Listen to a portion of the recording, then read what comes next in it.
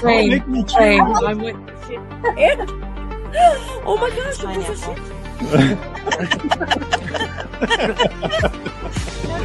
All right, buddy. In the drawer sometimes.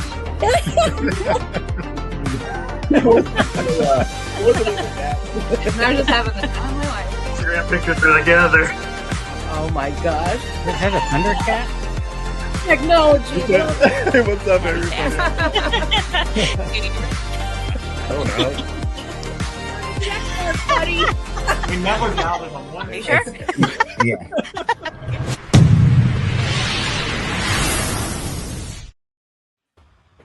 Hello, welcome everybody to Launchpad Reseller Podcast Season 2. Hello. Hello. All right. And, if you haven't heard, we're your mission control for all things reselling. Whether you've been selling for 20 minutes or 20 years, there is something that we can learn together. I do this podcast every week with our trusted ally and partner, Tennessee Treasures, Ellie. Hello, Ellie. Welcome to the podcast. And, of course, we have someone that was called out by the House of Coop. And we are so privileged to have them here today to talk about their business and their strategy and all the things of reselling. We have Rocky Top Relics, Brandy and Kenny. Welcome to the podcast. Hello. Thank you so much for having us. Yeah, it's awesome that you guys could do this. I know that you're super busy with all things reselling, and we're gonna talk about that in just a few short moments, what you guys got going on and what the future looks like. But for now, I want to talk about how you got started. Let's just get right into it. How'd you get started in reselling? Why don't you walk us down memory lane? How long has it been?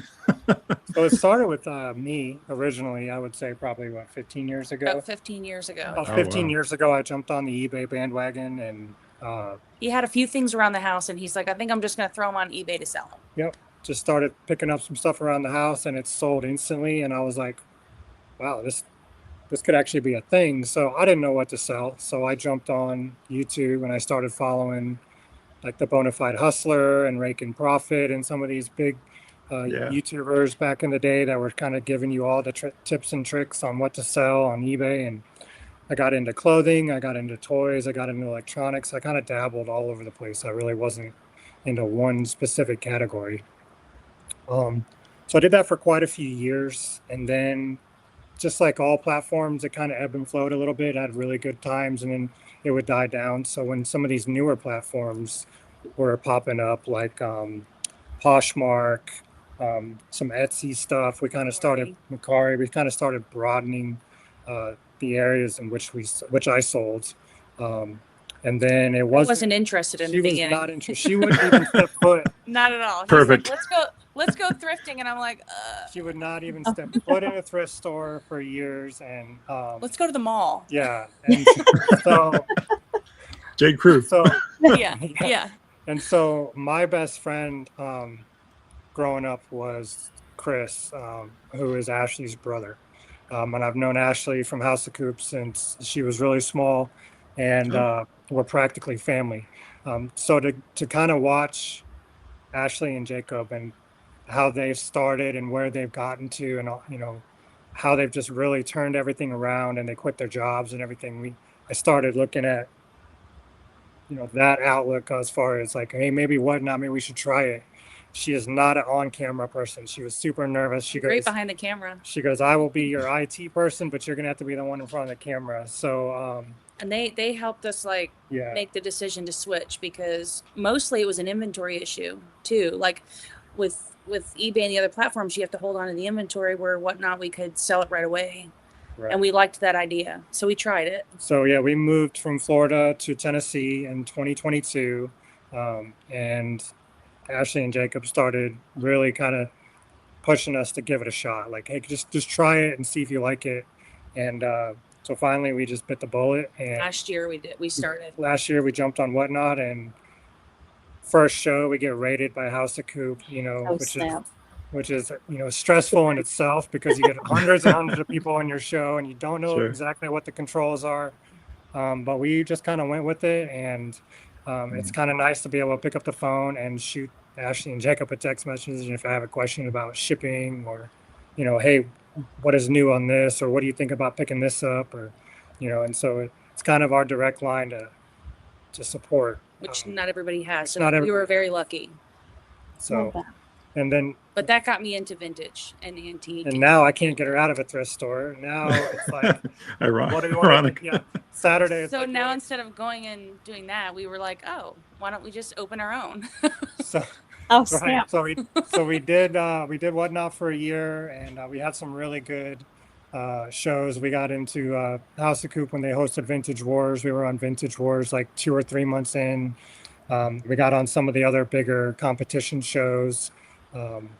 We did a really cool road trip to Texas and back where we were driving and then sourcing, and then The whole way there and back. then each night we would actually run a show from the hotel room, pack it up, ship it, and go out the next day. And so we had all these people following us on our trip down to Texas and then all the way back. And then we had an opportunity to expand our online presence to an actual physical brick and mortar store in beautiful downtown Sweetwater, Tennessee. And if you know anything about Sweetwater, Tennessee, it's like a real good tourist attraction for antique and vintage. And there's 5 main antique stores, all within walking distance, all ran by fabulous business owners.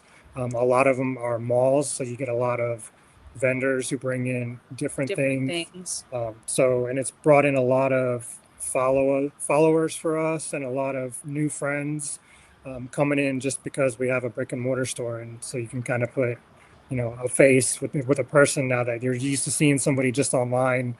And now you're actually getting to meet them in person, and it's pretty incredible. So, and that's what we've been focusing on for the last 3 months. Yeah. 16-hour days, mostly her.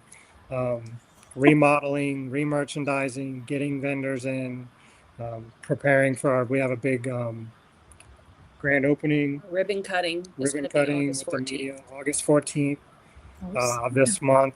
And we've reached out to, I think we have about 35 to 45 Whatnot resellers traveling from all over the United States to come here for that event. To source our store, source all the other stores in Sweetwater. So we got some really cool surprises planned for all of our Whatnot reseller friends. We're going to be doing a Whatnot reseller meetup a block up the road at a local tavern, and we're going to have a band and food trucks and all that. So not only are they just going to be able to come here for the ribbon cutting in the store, but they're actually going to be able to rub elbows with people like House of Coop and Exo Vintage by Ash and, Lisa Robb and, all these different sellers from all over the United States. And when you all get everybody together, everybody's throwing ideas at each other. And Oh, I know. yeah, It's pretty incredible. So it's cool. We're very blessed to have been brought in by House of Coop. We've gone to the House of Coop meetup in Tampa. We went to the big Whatnot reseller meetup in Austin, where House of Coop were special guests, speakers there. So we've been pretty fortunate to kind of meet some of the big wigs and some of the amazing big sellers and kind of learn from them. And we take that information and we put it towards our brick and mortar store and our Whatnot. So I think I've got the 15 years. I think I've done the 15 years pretty quick. So In less than 15 minutes. Yeah. Good job. Yeah, well done. That's I kinda mean, how it started. that's a history lesson in itself. It's changed so much. Like going from eBay to live selling. Live selling seems to be the future of reselling. We've had that discussion before on this podcast. It's incredible to see the growth journey and the knowledge journey. The fact that you had a mentor, and a friendship first, and then a mentorship over the years, and how that plays out for you guys. That's super impactful. I think. Can't say enough about that. That's awesome. If it wasn't for moving my son into Tuscaloosa for University of Alabama, I might show up for that. Unfortunately, it's on the same. It's on the same week. Hey, you're only 3 hours away from me. You got any vintage toys on there? I might have to pop over. Yeah, Come on. We have all Come on kinds. now. you guys are super close to both Ellie and myself. Yeah. We're in North Alabama, Okay. right around Ardmore. I'm not sure. We're right on the Ardmore, Tennessee line. So we're Okay. right on the border, and Ellie is in Murfreesboro, so she's not too far from y'all. And the So town itself is a beautiful town. It's like a go-to, not only is there antiques and stuff here, but like there's a lot of other things to do. There's food. They're like a creamery. They make their own ice cream. It's like a destination for people. And I don't think there's any empty buildings here in downtown. No Like it's big a really, businesses, all local. yeah, it's small all local businesses. It's just a really beautiful place to come. The Yeah. city does a really good job at keeping everything, which is really good for the businesses here. Yeah. So walk us through what it was like. Let's rewind a bit. When you left Florida to move to Sweetwater, is it Sweetwater, Tennessee, right? So you both Yes. lived there and worked there, correct? Yes. That's ish. Well, Ish. in the Close area, enough. yeah. Ish. Okay. Yeah, for Yeah. sure. So walk us through. Was it just the business that drove that, or was there another reason potentially that drove that? Just curious. That drove us More so moving curious. Yeah. Oh, okay. So You want me to tell it, or you? go ahead. We wanted to start finding our retirement home and paying for it now. Getting getting something now, and we weren't planning on leaving Florida. I worked in a medical practice. I was an operations manager for a private cancer facility, and he worked for Department of Homeland Security doing a bomb dog. He's a canine handler for years and years. When he was in the military, he lived in Alaska, and so that's where he wanted to retire, in Alaska. I said, he wanted mountains, and I said, no way. He loved it there. He's like, it's so beautiful. I was like, great, let's visit. Let's have a vacation, not moving there when we're in our 60s. So we started looking in this area. We vacationed here all the time. We come to the corner of, Tennessee, North Carolina, Georgia corner. We ride motorcycles, and we would visit often. Gatlinburg and love to get a cabin out here. And so anyway, we ended up finding property here in 2021. We found 28 acres, which is about maybe 5 minutes from Sweetwater.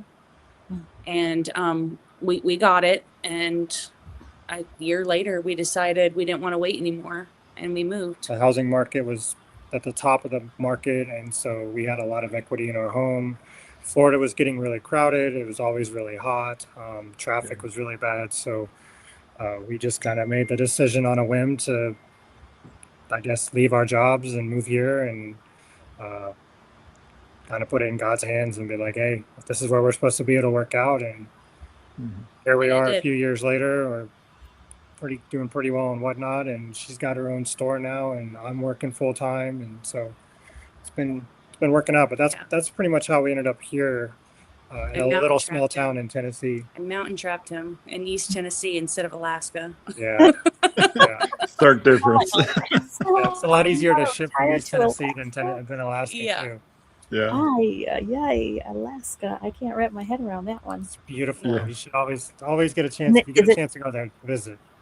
Is it not just cold? No, they have summers, but they're just not as long. Or short, very short summers. Yeah. I grew up in Chicago. I'm done with short summers. And I'm from Connecticut originally, so I'm used to like long winters. And are you where in Connecticut? I'm New Haven, born and raised. Okay. So, Wyndham. yeah. Well, I grew up in Scotland, Connecticut. Oh, okay, yeah. Our son actually goes to Yukon up there. So that's awesome. My son applied there and got in, but chose not to go because of funding. He got a full ride scholarship to the University of Alabama, so he decided to go there instead. Yeah, that's awesome. Very cool. Yeah, so UConn is, it's a good school. The area is nice in Connecticut, as you are well aware, but the cost of living in Connecticut is absolutely atrocious. Yeah. Luckily, we have family up there, so he's able to stay with family and stuff like that. Yeah. So that's excellent. So I would assume you make that trip often. We just actually made that trip last week. So yeah, we're right in the middle of our daughter. Last year, our daughter lives in Houston and our son is in Connecticut. So last year, I think we traveled 5 times to Houston and 4 times to Connecticut. Yeah. Wow. We made a lot of thrifting out of it. And we did. That was the funnest part, was making this. We flew like 1 or 2 times, and we're like, no, we need to drive. We started driving so that we could source all the way. 12-hour drive turns into a 19-hour drive when you're stopping at thrift stores and antique stores. Yeah. Sure. So makes it a long trip. Time flies when you're having fun. Yeah. Oh yeah. Yeah. I love a good thriftcation. or whatever you want Oh, to call it. Also, We road- had one trip back Yeah. from Houston. We had so much stuff in the car, and we stopped at this place. I don't know where it was. somewhere in Mississippi. In Mississippi, yeah. And it was just this little place, little hole in the wall. And she had this whole wall, and we had no room in the car. We were full. None. Like, we were already full. And she had this whole wall, and everything was $1. And for us, like, she had Carnival glass and Fenton and all this stuff on this wall. Everything was $1 she was trying to clean out. We had our dog in the back seat. We were shoving things under, sticking it in here, wherever we could find a like, little Mom, hole to Dad, shove please. something. Yeah. That's great. That was probably our most interesting trip back. Oh yeah. Yeah, Sourcing. how do you pass on that? Yeah, goodness. What do you do with $1 Fenton? You find a way. Yeah. You What do. you do. You find a way. I didn't care if I came back with it on my lap. I was like, Yeah. we're We taking did. all of it. Yeah, we did. We had stuff everywhere. That was quite the drive. Yeah. That's amazing. Okay, I have a question. Yes. Yes. So you said you just started Whatnot last year? Yes. So that means that you moved down to Tennessee or up to Tennessee Yes. with your eBay store. How big of an eBay store did you have? How did that work? Because I know I had my own struggles with something similar. What was that like for you? So in Florida, I had we had a 4-car detached garage with an office, and so I built that out to hold all of our eBay inventory. And then when we moved to Tennessee, we had none of that, and we actually developed the property over the course of about 2 years. We put up a big building and all this other stuff. So it was a struggle for a while. I kept A lot of stuff was in totes, storage. or in an enclosed trailer. When he would sell something, he would start silently just cussing out everybody because he's like, I got to go find this now. I don't know what tote it's in. Yeah. It's not organized. It's tough. And I had, so to answer your question, I had about 1,700 items currently listed on eBay when we moved. Wow. Now I'm right about 1,100. Sorry about that. So now I'm about 1,100 items currently listed on eBay. But since we've moved here, I've built out a whole entire garage with a bin system, and everything is marked properly. So when we do sell something on the bay, it's quickly we can find it and get it shipped out. Some of this stuff he's actually Transitioning boxing and transitioning into from eBay to the the store because it's easier. We're getting such a demand for items that I know that I have on eBay that might be sitting there for a while, that I can transition here to the store for a quicker sale. So let's. Yeah, go ahead. So many questions. Did you guys cross list at all? I know I do have so many. Were you guys cross listing before? Were any of those items cross listed? Yeah, so I really only cross listed from Poshmark and eBay. That was really the only two platforms that I cross listed, because with me working in Department of Homeland Security, if I sold something on one platform and I didn't immediately remove it from the other one, I would find myself in a problem, because Murphy's Law, if I sell it on eBay, I'm going to sell it on Poshmark 2 hours later, and then now I have to figure out which one I'm going to cancel. Never fails. Right. So I mean, they could have it in your store for a year and it sells the same place, two separate places in 1 hour. So currently, we're not cross-listing anything. It's either on eBay or we have totally separate inventory for Whatnot. That's interesting. So how much? Well, that was circa 2020 when you moved to Sweetwater, right? You said 2021? 2022. 22. Okay. So how much Same did year as I moved to Tennessee. Yeah. How much did COVID play with that decision-making process, do you think?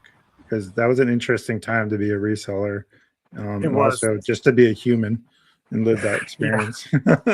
Yeah, especially for both of us, with her being in the medical field and me being in the DHS field, we didn't really get that time at home. We were both, essential workers, I guess is what it would be called. So I found that during COVID, I could sell video game consoles, video games, all that stuff at a lot higher price, because people were staying home and they couldn't go out and pick up, a Nintendo 64. So I was getting double the price during COVID that I wasn't getting when we weren't during COVID. So that was one interesting thing that I saw. I also had a way to get inventory that didn't involve going to thrift stores and stuff like that. So sourcing was definitely easy. harder. I wasn't doing it with him back then. She wasn't doing it back then, so she was kind of just.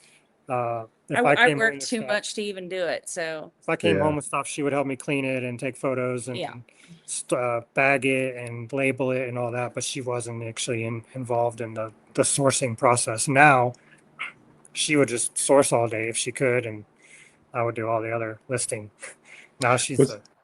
Was it just financial like interest that when you first started 15 years ago, or was it something else driving that? Or have you always been that type of person to work both sides against the middle?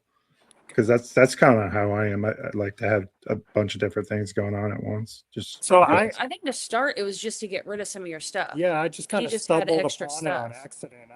I moved into a new place, and we weren't living together at the time, and I had a bunch of stuff lying around, and I couldn't figure out what to do with it, and I didn't want to do a garage sale, and then once he sold a few things, then he got really like, ooh, sold a few things on eBay, and this could get really good. And then he started doing the research and following everybody and saw what they were doing, and then he's like, hey, we got to do this, and I'm like, have fun. I really got addicted. Good luck. Got addicted to the hunt. Good luck. You know, I really like.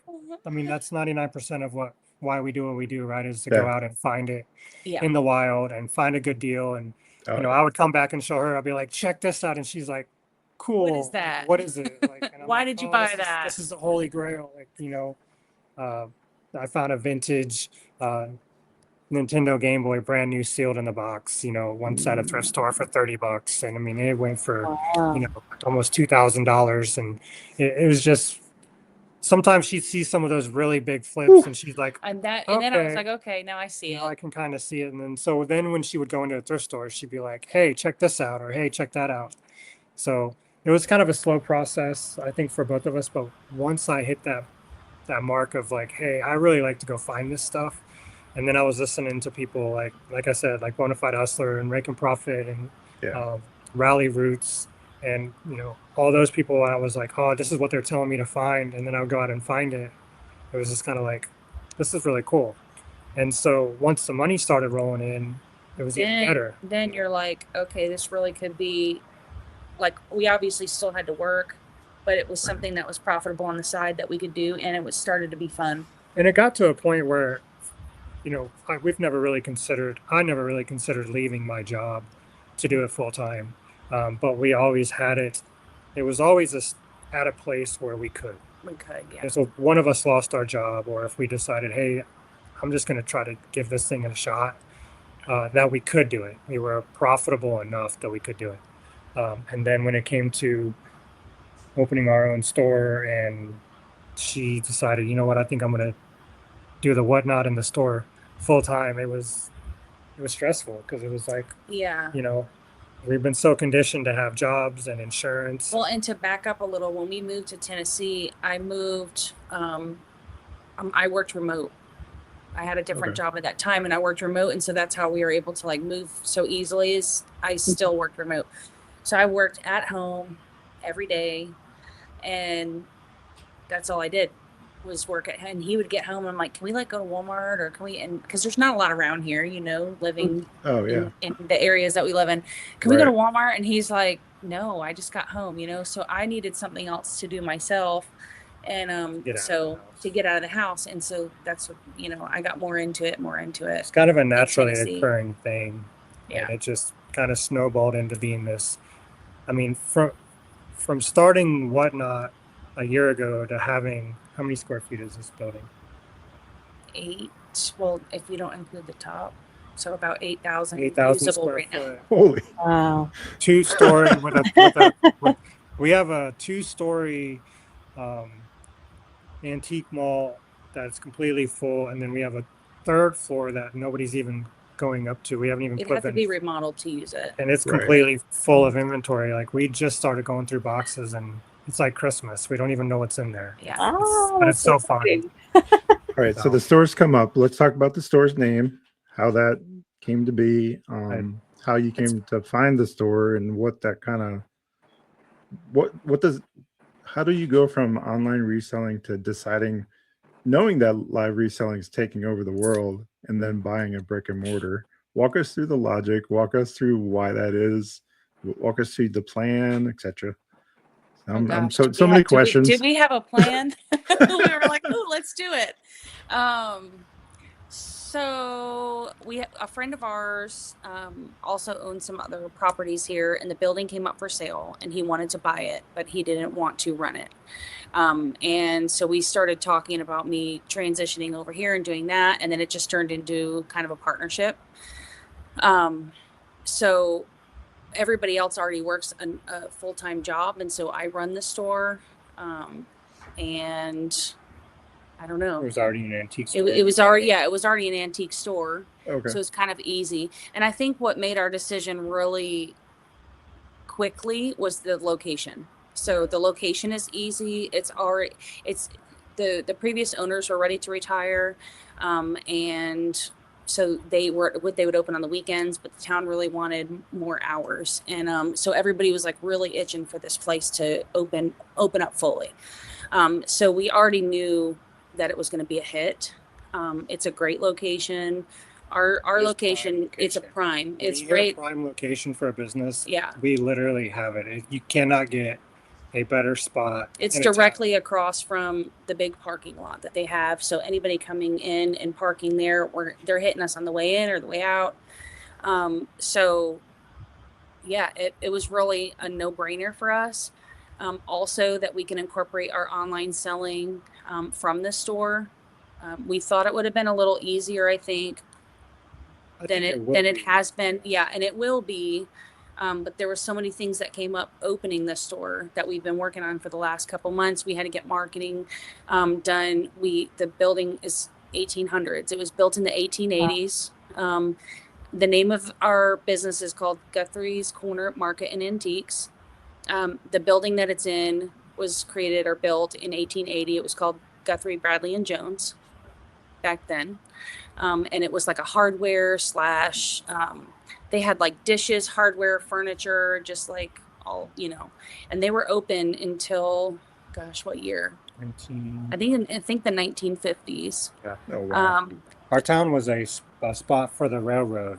So our railroad would stop here, and that's why they call it Sweetwater, and they would fill up water on the tankers, and then all the locomotive personnel would get off the train and come into the hardware store.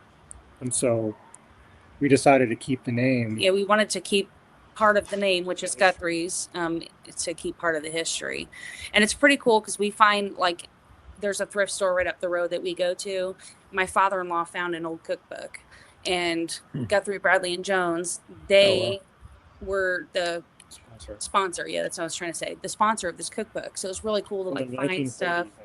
Yeah, it was from 1949. So we still find cool historic pieces even while we're thrifting about this building. So and it's such a cool building. It's 2 stories, but the second floor it's all open, so it's like a mezzanine going all the way around. It's just really cool vibe when you walk in here. We get a lot of compliments. People walk in and they go, "Wow!" And it's.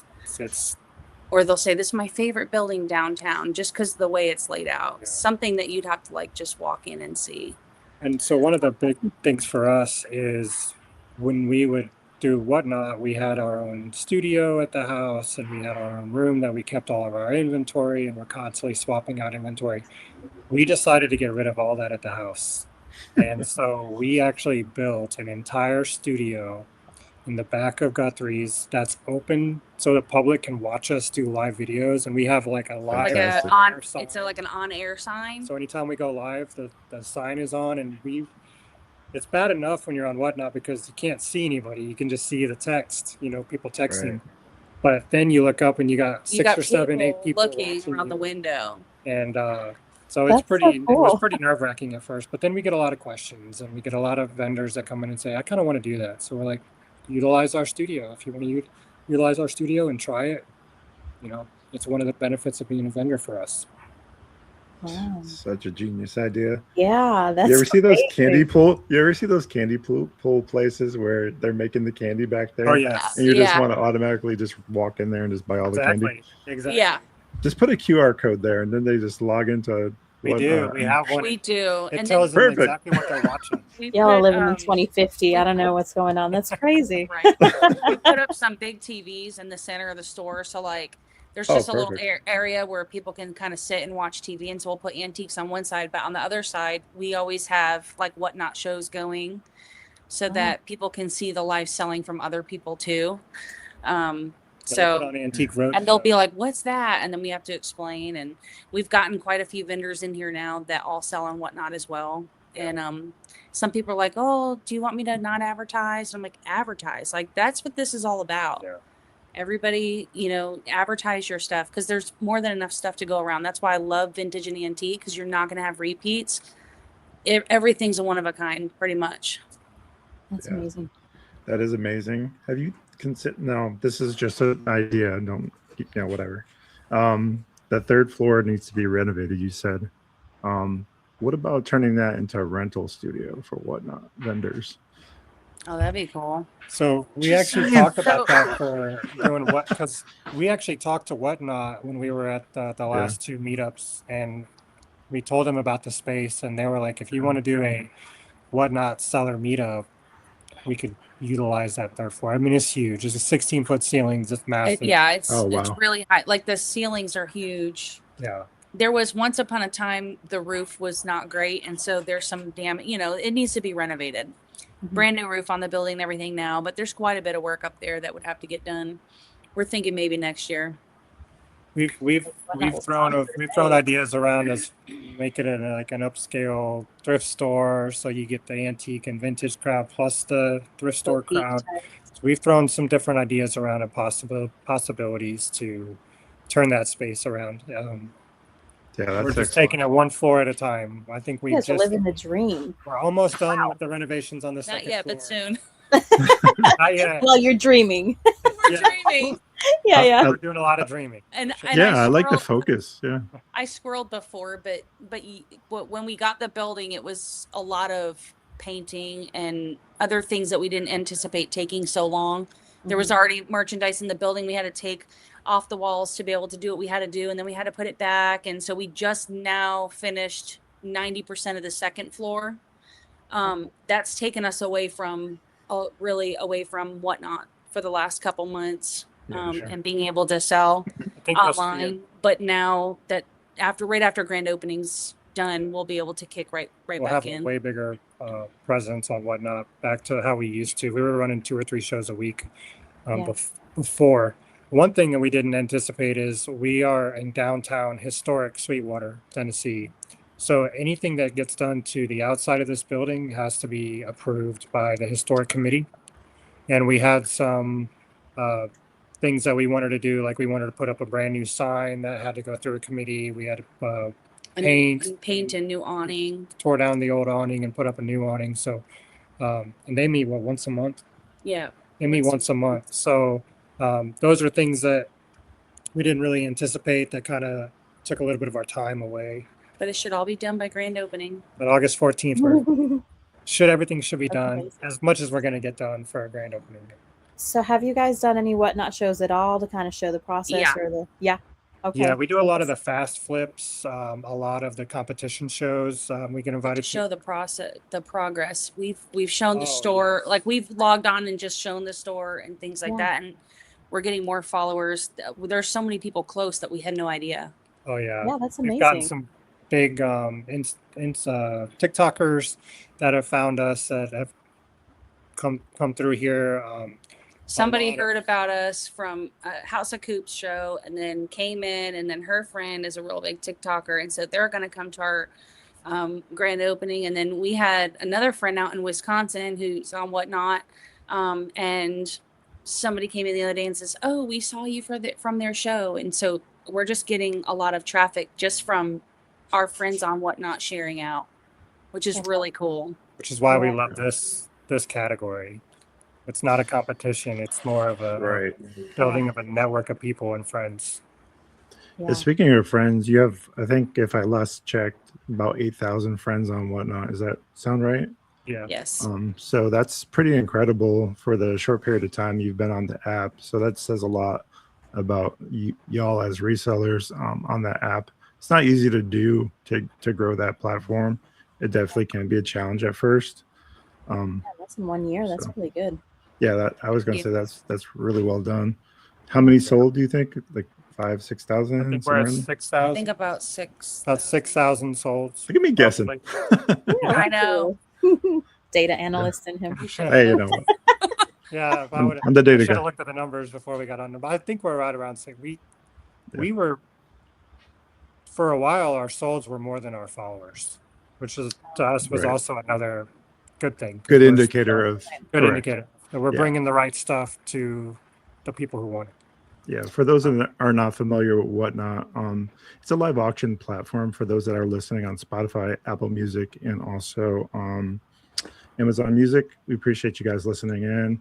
For those who are not familiar with Whatnot, it's a live auction platform where you can sell just about everything and whatnot. I see what they did there. So you can go on there and sell all kinds of items live in person and have an audience bid your items up, hopefully. You can start your items at whatever you want to start them at. You can start them at $1. You can start them at $100. Just depends on the item. And there's such a movement right now in live reselling. So if you're not familiar with Whatnot, you're going to want to check that out. And the two things you need to do for that: download the Whatnot app, and then the first thing you do is go to Rocky Top Relics TN, and you friend them because they're awesome. Thank you. Thank And then you. after you're done that, check out Tennessee Treasures and Rocky City Reseller because we both sell on there too. And don't forget Fiona's Finds now. Yeah, my wife Fiona's Finds is actually a better and more affluent or all the things reseller than I am. She's incredible. She's the heartbeat of our business. So I'm very lucky. So we're very lucky to have her. Yeah, she can log in for 2 hours and just command a room of 25 to 30 people and make thousands That's awesome. of dollars. People don't realize how hard that can be. Yeah. To keep people in a room. Yeah. She sells mostly Fisher Price Little People, which is super hot right now for those that aren't tracking that. If you're into that type of thing, check out Fiona's Finds. We'll done plugging that Whatnot, but you're gonna definitely want to check out Whatnot. It's the future of live reselling. I think is definitely the future.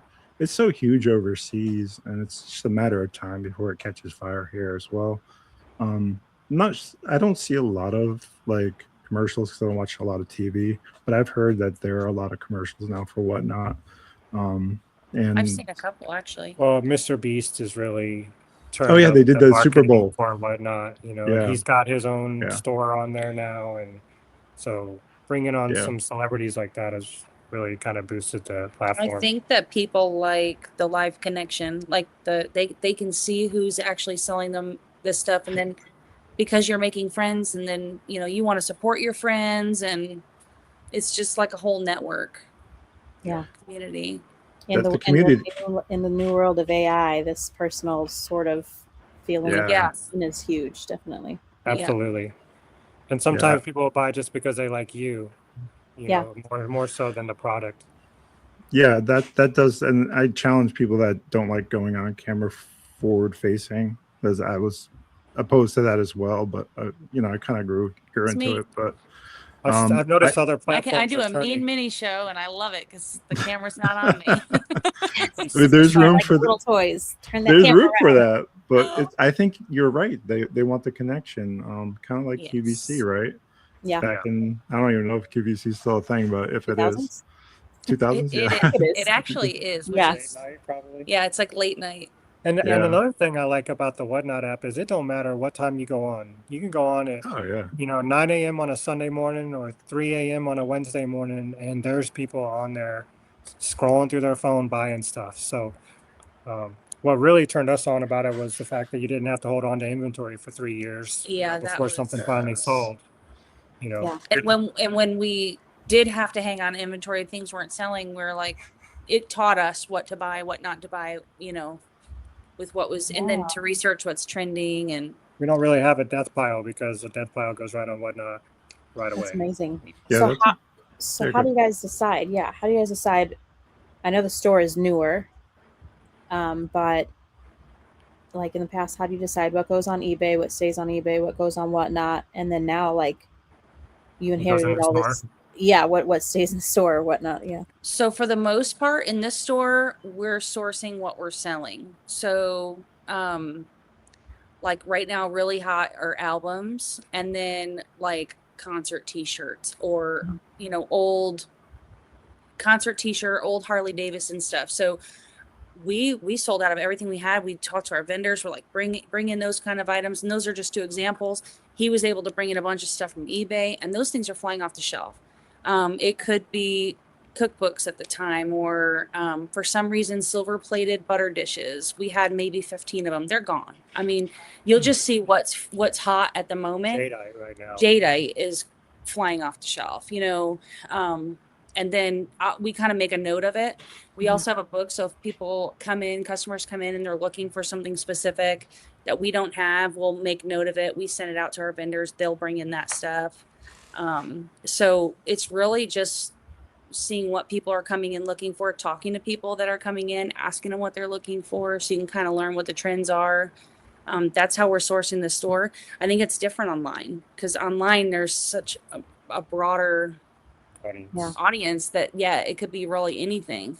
So in the vintage category, things are hot, like hens on nest, they ebb and flow, things like that. So whatever is hot that And we also live in a world where we want instant gratification, right? So like people walk into the store and they see it, they'll buy it right then.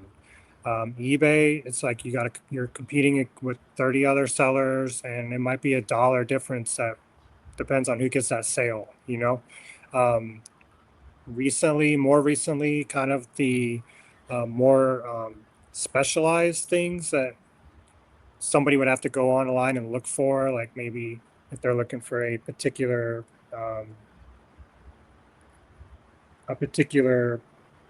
saw or something, and we're not getting a lot of people coming into a store looking for that. So something like that would go on eBay, or something that was super rare, that's very, very expensive, that I don't want to put in the store or on whatnot. We'd put that on eBay. But So for the most part, they want instant a lot of gratification. times too in the store, you get a lot of resellers, even though it's an antique shop. Thrift stores are so combed over right now. So if you're a reseller, a lot of resellers that are in this category are actually going to vintage and antique stores to purchase. So that's been different too. Like, our philosophy is, if we buy it at this price, we want to price it here so that the resellers can come in and there's still meat on the bone for them to do it. So we like to flip product. I always tell our vendors that bring stuff in, they're like, what should I price this at? And it's like, you could price it at the top of the line, and it'll sit in your booth for the next year. You'll never sell it.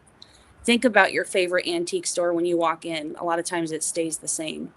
And we don't want that. We want things to constantly change in here. So by utilizing whatnot to sell, our price points are just a little bit under what things are worth, so that there's still meat on the bone for resellers to come in and do it. We're able to flip inventory too fast. And that's another thing that we've run into, where we're so busy that it's hard to get out and replace some of that sometimes.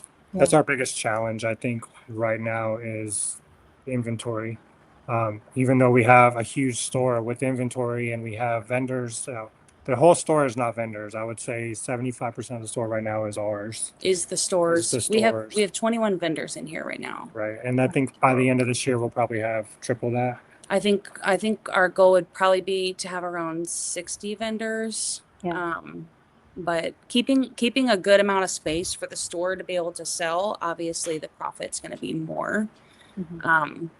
But you also need to have vendors, because you can't be one person running a store, or two people running a store, even three, and do all the things that it requires to have a brick and mortar, do the online piece, source your stuff. It's just not possible. So when you run a big vendor mall like this, like, that's one thing we were like, yeah, we'll be able to do it. It's a lot of work. So then comes the next question is, are we looking to hire help in the future to branch out in these kinds of things, or? Yes. Yeah. So we'll definitely hire a cashier. Probably. Well, we do have one. We have our friend Lana. She's our first employee, and she's been helping us and since the beginning. Our family has been amazing, by the way, in this. Like, they have been helping us paint and move stuff, and their sweat equity in this is like insane.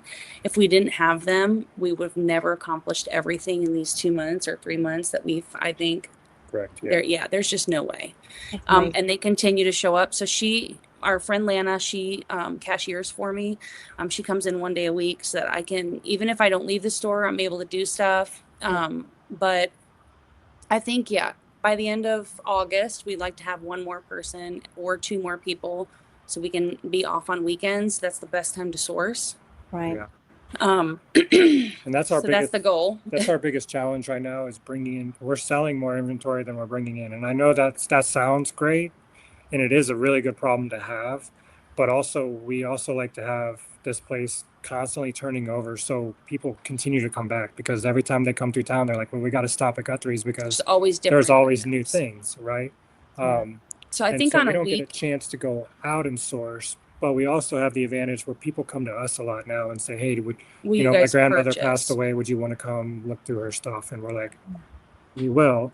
Or if somebody says, I have a whole collection of Elvis, albums, you want me to bring them in? We're like, yeah, bring them in, and so we'll look things over, and we can buy things right from the counter, which has been a benefit. We probably tag and put out 200 to 300, would you say, items every weekend? Yeah, every weekend, 200 to 300 items a weekend go out. And so people bringing us things or giving us an opportunity to go pick at their house or their own estate has been helpful. But then trying to schedule it all has been, And I do a lot of auctions. Yeah. Just because I don't have to, I can do that right from here or right from home. So I know that we talked to Cam Life at the beginning of the season 1 podcast. He's $1 million reseller on Whatnot. I'm not sure if you guys are familiar. He's a clothing reseller. He did hire a bunch of folks and had that growth experience as well. Something that he's doing, I was wondering if it might work for y'all. He does something that's like closet clean out type of thing, where people can mail there. Is that even possible with the type of things that you're sourcing? Like, I'm not sure. We could probably do a offset, like clothing, like vintage clothing. You could sell, you can send us, but when you're dealing with like high-end Fenton glass and Tiara honeybee boxes, which fairy lamps, which is all the kind of the high-end stuff that everybody's going ham over right now. It would be very difficult and expensive to send it in. I think our next project we could. Yeah. So hashtag granny core. is that basically what's going on? Primitives and granny core, country core.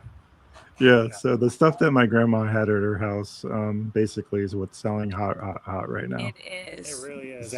So anything interesting. Heart-shaped shelf, anything gone. Marmalade. Can't find them. Marmalade. Goose. Anything gooses. Anything goose. Mushrooms. I found mushroom jars, canisters. Yeah. Like, I sell toys, and even I knew to pick up those mushroom canisters. Yes. Yeah.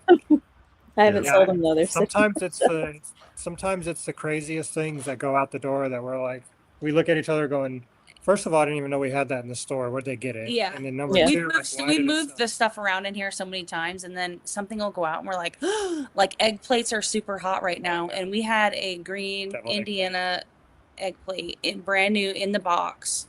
And somebody found it, and it was labeled $14. And I'm like, where did you find that? Like, where in here was that? Yeah, because we missed it. And, that's a $140 plate all day long. Yeah. But they got a good deal. Upstairs. I'm like, oh my God. So, so we're still going through and looking through inventory. And it does help us, from going from Whatnot to the store and the store to Whatnot to know what people are looking for, what people are buying. Because everybody asks us when they come in, they're like, how do you know what's hot? And we're like, oh, well, we're on Whatnot, and we know that fairy lamps and bee boxes and, Mary mushroom, like, we know that's all hot on. If it's hot on Whatnot, it's hot everywhere. Yeah, when you start seeing people ask 100 times in the chat, do you have this? You have this? You know Exactly. there's Yes. something. Exactly. That, And we're like, So really whenever what- he'll do the camera and I'm always off camera and I always make notes of whatever people ask that we don't have, I write it down. And then when we watch other shows, we'll make note of those things. Then we go out and we try to source it. Yeah. But it is getting, I think there's so many people, especially in this area. I mean, The it's reselling getting community hard to has source. grown so Yeah. much that it's Yeah. really gotten competitive. It really has. And so one of the things I always say is you got to spread it out between multiple platforms or a brick and mortar or something. Facebook Marketplace, if you make a significant, I know a lot of people make a significant amount of money just doing the Facebook Marketplace thing. So it's The for nice us, we didn't want to put it all in one basket.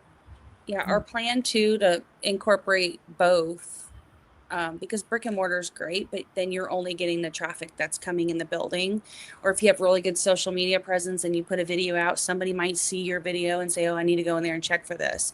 But when you incorporate the store with Whatnot or any other selling platform, you're getting your products on thousands of people's eyes. And I think that's what's really the key is if you're going to have one, you really need to incorporate both. yeah. Do you think the growth opportunity to bring a host in is something that you're most interested in, or do you always feel like you should be the face of your Whatnot presence? I think being the face of our own Whatnot I has agree. been crucial for us. Just because we've gotten to know so many people and become friends with so many people because we're very like-minded. And I don't know if we would ever be able to find somebody to fill our value and kind of. Well, I also think it takes away, and this is not, I mean, of course, to each his own, because Right. if you've grown so much and you have to have a host, like kudos to you, that's amazing. I think where we're at right now, we should never say never, but where we're at right now, I think it would take away the personal part of it that we love too, which is making those relationships with all these people. And because we have, like, that's why we've gotten such a positive response to our brick and mortar. If we didn't have that, they'd be like, Rocky Top Relics, who's that? But it's not just Rocky Top Relics. It's like, oh, that's Kenny and Brandy. So, Right. I think that is a big deal. So what I'm hearing is building a personal brand is essential for business growth. That's something that I don't know if we've really talked about too much on this podcast. It's something that I've been, something I've been working on since the beginning of my social media, growth series. Started that in January. So I see the importance in it. And I just wanted to highlight that just really quick for those that might be watching and thinking about what's next for their businesses. Work on your personal brand as your business, I think, is a good opportunity. And it sounds like that's what you guys are doing too. It sounds like, and if you need a gauge of what that looks like, look at Ashley and Jacob's business at House of Coop. Yeah. I mean, they did that right. So yeah, they've doubled down on their brand, and I think that's what's making them successful. People love Ashley and Jacob because of Ashley and Jacob, and they love their interaction, and they just love their personality. They're natural, yeah. And so I think that if they were to put somebody else on camera, you would see a huge decrease because they don't know the other person. Where everybody feels like, oh, I know House of Coop, and they make great sales because, I mean, they could sell this, root beer for $100 because people love them, because they love them, because so I think that's so important. And I think people that's that are I'm sorry, go ahead. People that are getting into Whatnot, nowadays they don't see where they started. They don't see that the first couple of shows they weren't making but a few bucks here and there. To now they just surpassed 100,000 followers, the biggest in the vintage category. They're being able to travel all over the United States and source and make. People are following their journey from the time they get up in the morning when they go on their walks to when they get their new dog to how they source, how they set up their shelves, how they ship. I mean, it really becomes all inclusive in their daily lives. And if you followed them from the beginning, you see like how much work went into where they are now. Yeah, You know, they've earned every bit of success that they've gotten because they put the work in, and that's all we strive to do. We want to be successful, and we know that being successful isn't an accident. You have to put the work in, Hmm. and they've just been an inspiration for us. I see sometimes on the, oh, sorry, go ahead. No, go ahead. Sometimes when you're looking at, there's groups and stuff on social media and people are chatting about it and they're like, you'll see somebody say, I had my first show today and I didn't sell anything. Like, I just don't think it's for me. And that's, it's definitely not a race. It's something that you have to pace yourself and build up. It takes a lot of work, consistency, networking, making friends. It's a social media platform that aspect of it, you're not just going to go in and make, money right off the bat. You definitely have to put in the hard work. You can't just run a show and then expect to be successful. You have to be active in other people's shows, and you have to be in their chat, and you have to talk to them. And, we were getting known not before we were sellers, just because we were constantly in people's chats talking, and we were asked to moderate, so we would moderate for some people. So that was all before we even took the leap into selling. So it took us a while to do the selling part. Yeah, us as well. That's how we did it. Matter of fact, I don't know if I was selling when I first met Ellie. I met Ellie through Whatnot. And we formed a fantastic relationship and friendship over the years. I can't say enough about that community and Whatnot. And I think you're absolutely spot on. There's the model of bringing someone into host is okay. That's fine. But you're right. There you kind of lose a little bit of the, I want to say, granola feeling of like starting something from a grassroots effort and then growing that. So, and having friendships like the one I had with Ellie, I reached out to her and I was just like, hey, did you hear about the Tennessee reseller meetup?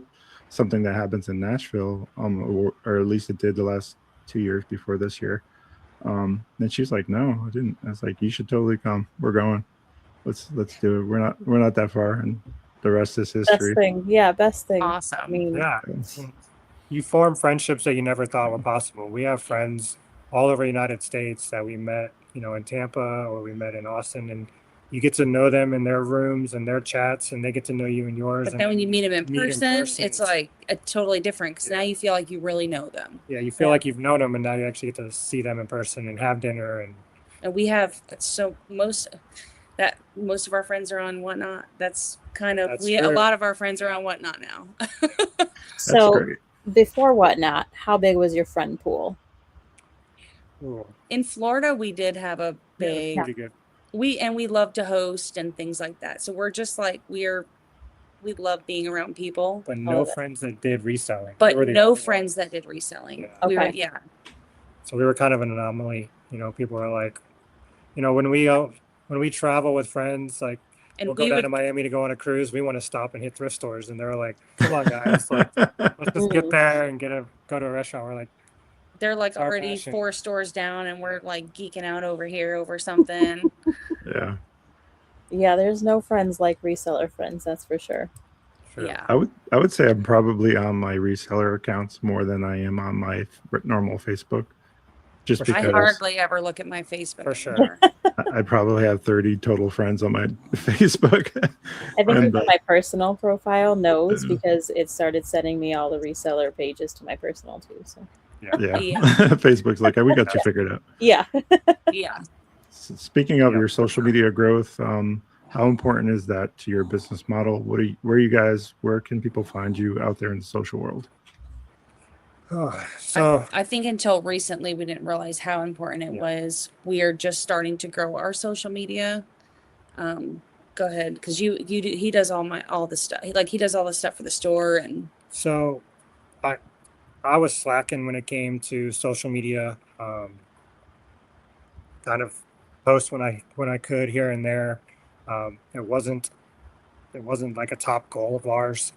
Until we got the brick and mortar. And so when we got the brick and mortar, it was, I reached out to my best friend, Chris, he's a marketing guy, and he's a web guy. And he's like, you have to use social media to bring people in. So I was like, all right, teach me. And just so he started guiding me. I was sending him my analytics and he's like, do this, make adjustments here, do this. And we've seen huge growth on our brick and mortar store that now we're going to transition that to the Rocky Top Relics. We are a little older, so we're not in tune with the TikTok and as much as we should be. We've just started dabbling. I've made a couple TikToks. She's more into TikTok. I can do the Instagram, the Facebook. I'm not great at it. But I've learned that social media is a job within itself. I would say if you were gonna have, instead of having a host, have somebody do your social media. That would be something. You do the nice strategy, Brandon. But then have somebody do the social media. I would say for the store, I'm doing anywhere between 4 and 6 posts a day, sometimes up to 10. Wow. A lot of interaction posts with the followers. That I need to be doing more of that with. He's learning it, like scheduling him out is easier. I mean, he's really in the last 3 months learned so much about how to grow that. So we'll start doing that with our Rocky Top. So we're on Facebook for it's Guthrie's Corner on Facebook, and Rocky Top Relics TN for Tennessee on Facebook as well. And then Instagram for Rocky Top Relics TN. So. Okay. So that's where we can find you and keep up to date on what's new and upcoming for your business, which is super important. I can't stress that enough. I'm not sure if you guys knew, but I am a software engineer, data scientist, and I use that to leverage all things, and I share it freely on this podcast and also the flip side. Okay. So if you're hearing the sound of my voice, just know that that's this place for you guys to come here and learn how we did it.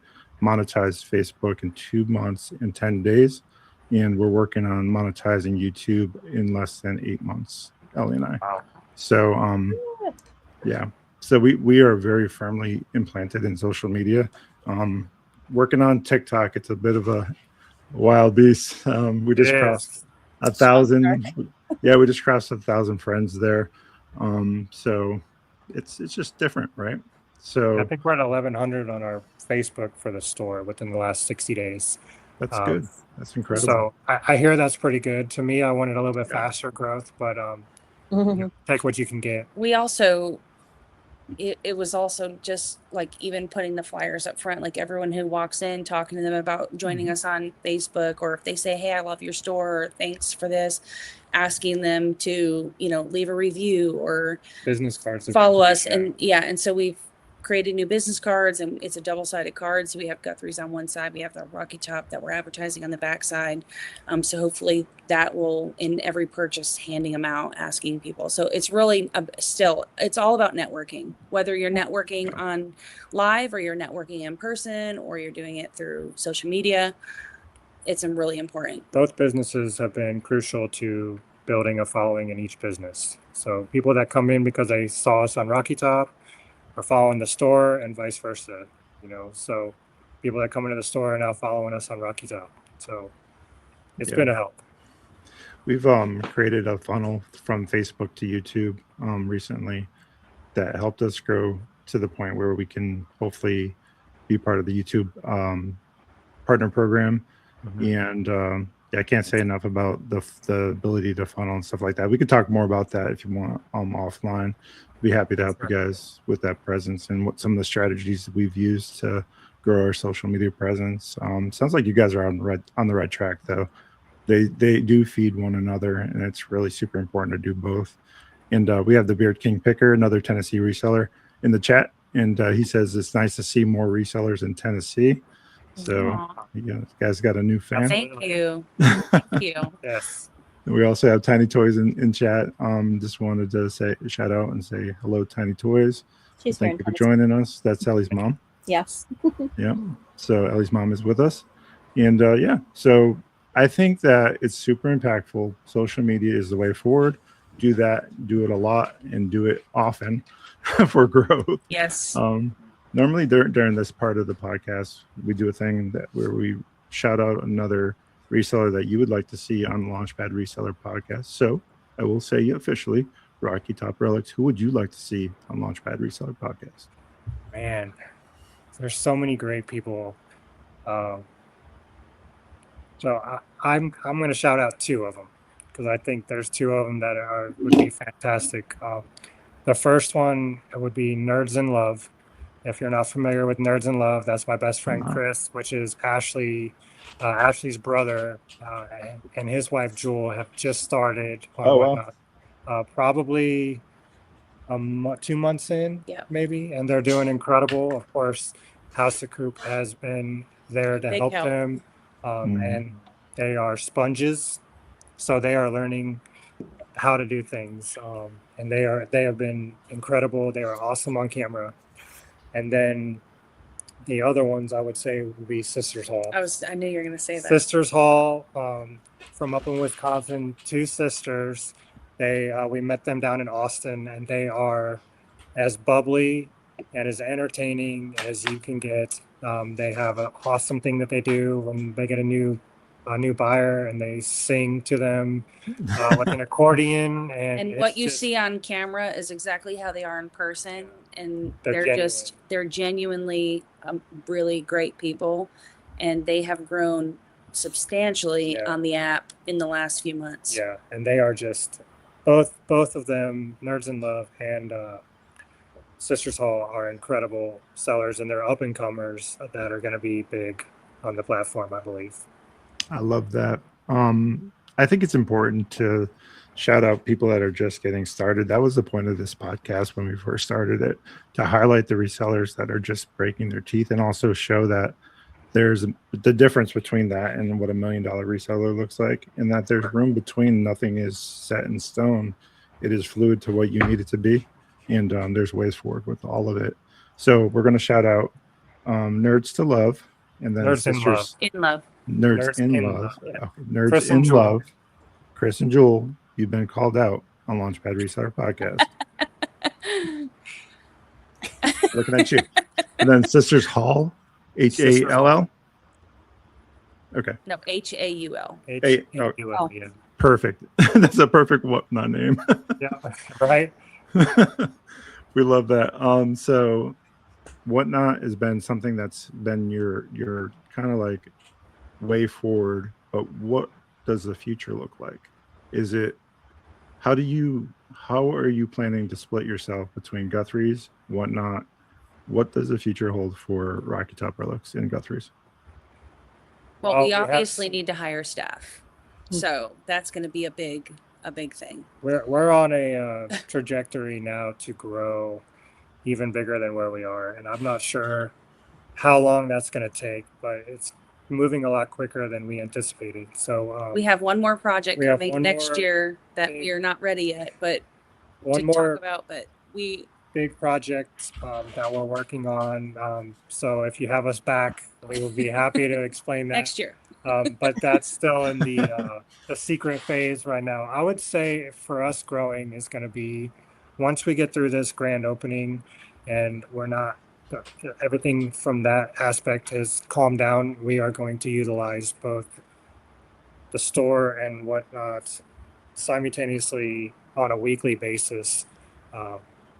Randy will run the store sometimes while I'm running a show, or vice versa. We're doing it right in the middle of our business hours. We want to do it that way so that people will see it and get excited about it. And like you said, we have the on-air sign, and they're like, oh, are they doing something back there? You know, it really generates a lot of conversation.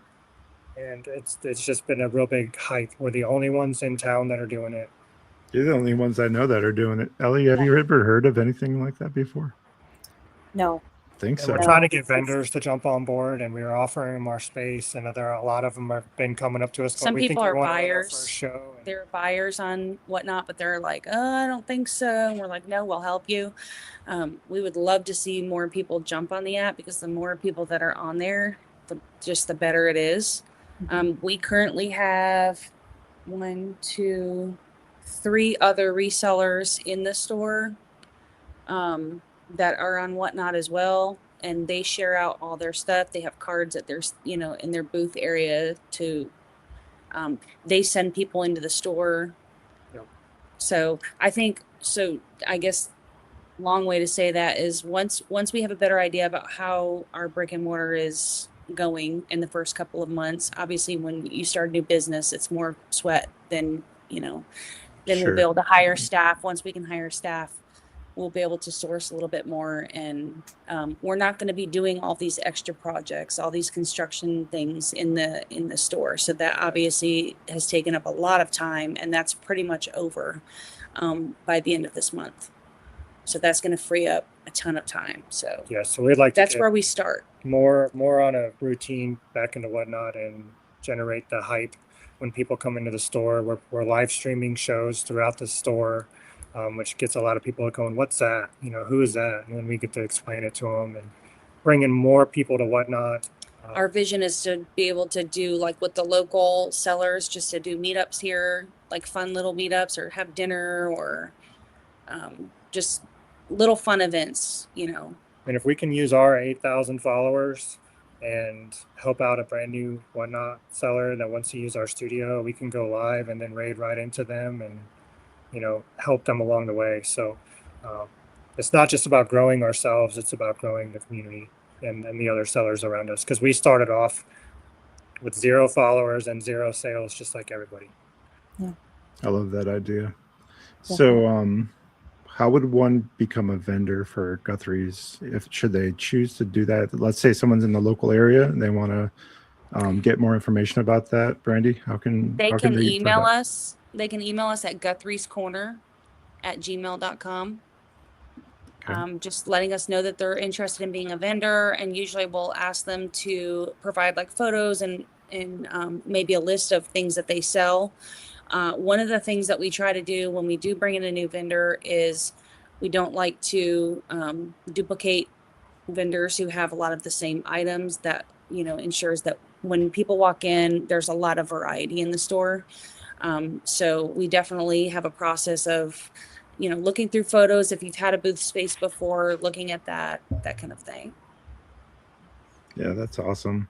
There's comments in the chat. Glammin Budget says, I want to move to Tennessee now. Aw. I'm like, man, I wish I was closer. Y'all got space for a toy seller over there? Yeah, we're probably about almost 2.5 hour, maybe 3 hour I think drive. we're about the from- same.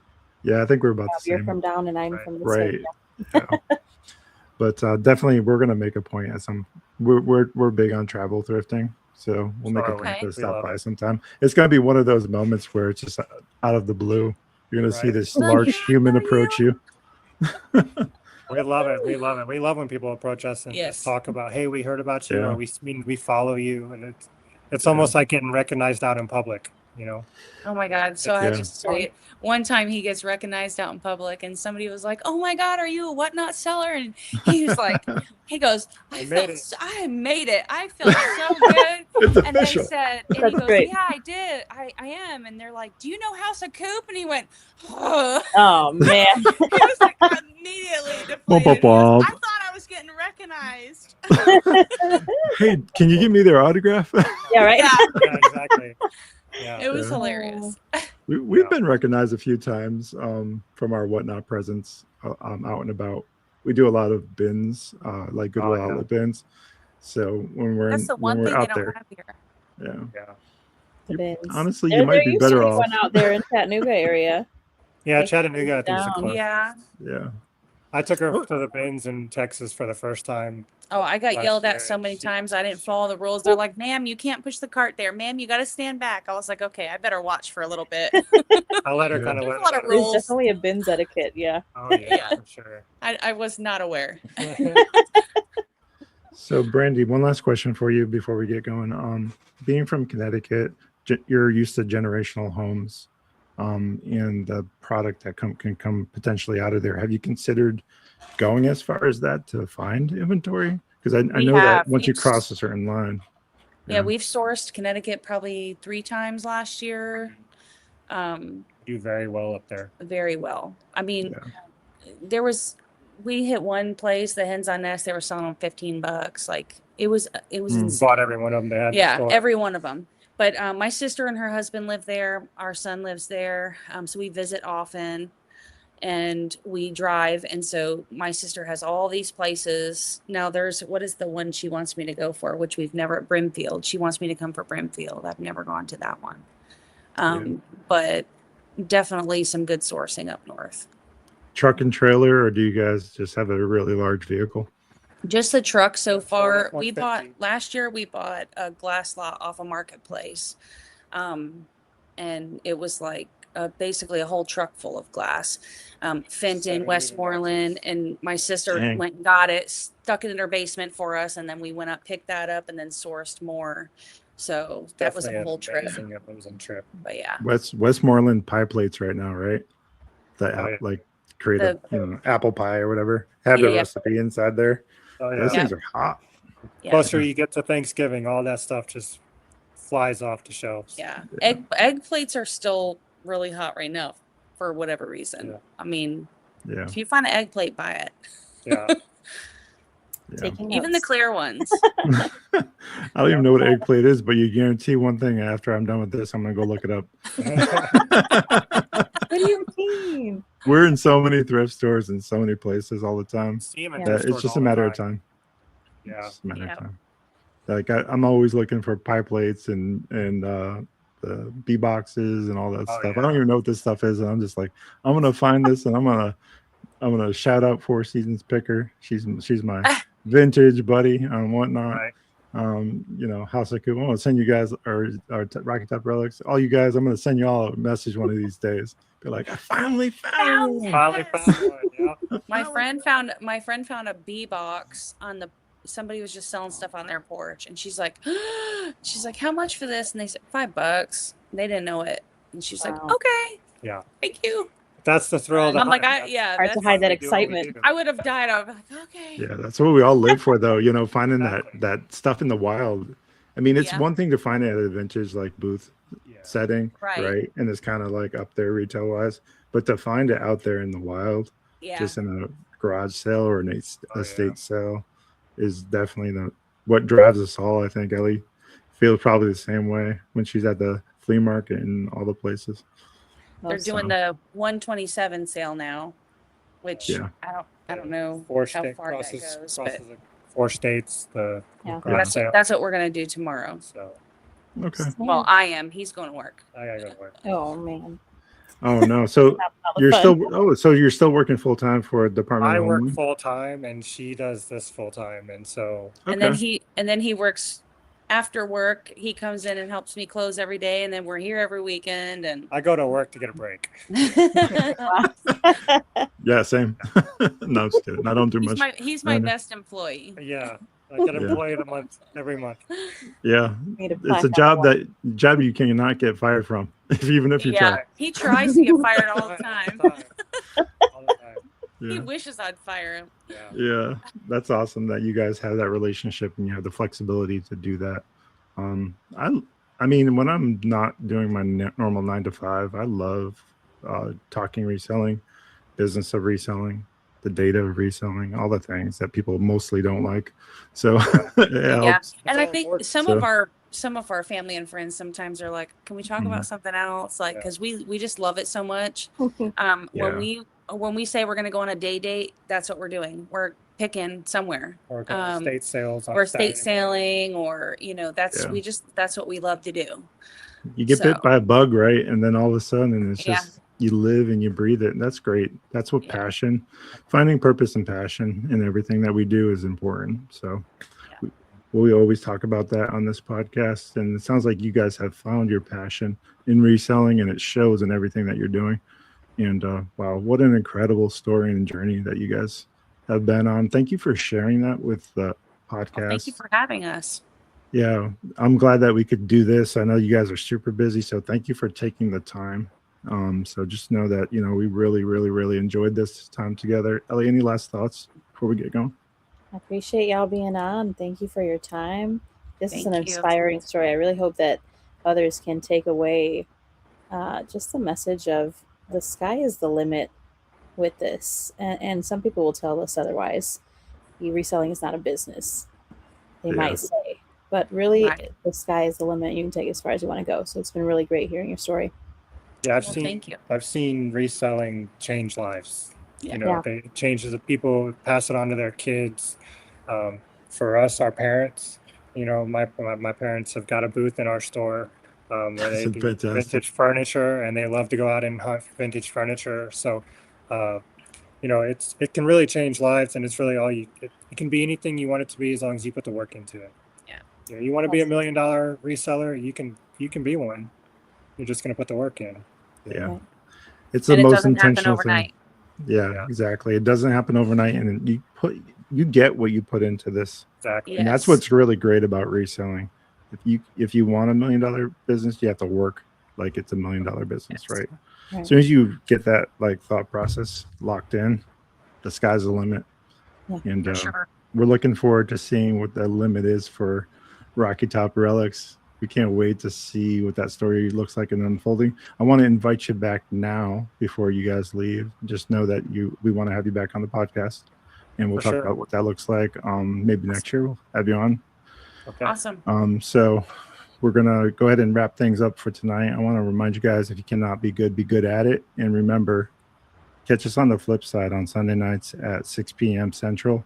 We do another one of these podcasts. And for all those listening on your favorite Spotify, Apple Music, or Amazon Music, we appreciate your listenership so much. Make sure you're subscribing and liking over there as well. We appreciate you guys, and we'll catch you on the next episode. Guys, hang on 1 minute. I got one more thing for you. All right. Thank you so Bye, much. Bye-bye. Bye, you guys.